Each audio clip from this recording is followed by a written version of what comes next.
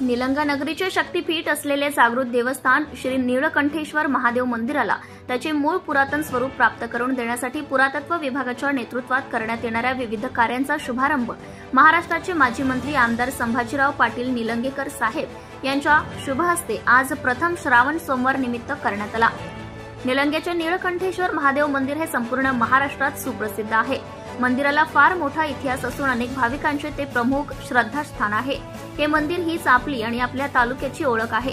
त्यामुळे या मंदिराचे वैभवशाली स्वरूप आणि जाज्वल्य इतिहास जगासमोर यावा यासाठी पंढरपूरच्या श्री विठ्ठल मंदिराप्रमाणे नीळकंठेश्वराला देखील मूळ हेमाडपंथी स्वरूप आणण्यासाठी तज्ञांच्या नेतृत्वात विविध कार्य करण्यात येणार आहेत। लवकरच आपले महादेव त्यांच्या पुरातन स्वरूपात आपल्याला दर्शन देतील असा विश्वास आणि आनंद यावेळी व्यक्त केला आहे।